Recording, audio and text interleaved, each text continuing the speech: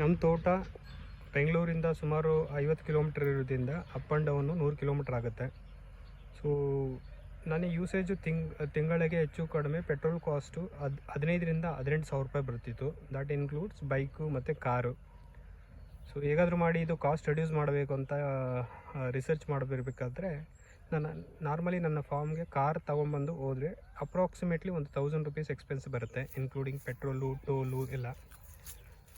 ಬೈಕಲ್ಲಿ ಬಂದರೆ 350 to 400 to 450 rupees ಬರುತ್ತೆ. ಸೊ ಹಾಗಾಗಿ ನಂದು ಪೆಟ್ರೋಲ್ ಎಕ್ಸ್ಪೆನ್ಸಸ್ ನೋಡಿದ್ರೆ ಮಂತ್ಲಿ 15,000 to 18,000 ಬರ್ತಾಯಿತ್ತು. ಸೊ ನಂದು ಬೈಕು ಕೂಡ ಅವೆಂಜರು ಸುಮಾರು ಒಂದು 11 ವರ್ಷ ಆಗಿದೆ ತಗೊಂಡು. ಬೇರೆ ಬೈಕು ತಗೋಬೇಕು ಅಂತ ಯೋಚನೆ ಮಾಡ್ತಿದ್ದೆ, ಪ್ಲಸ್ ರಾಯಲ್ ಎನ್ಫೀಲ್ಡ್ ಕೂಡ ತಗೋಬೇಕು ಅಂತ ಪ್ಲ್ಯಾನ್ ಇತ್ತು.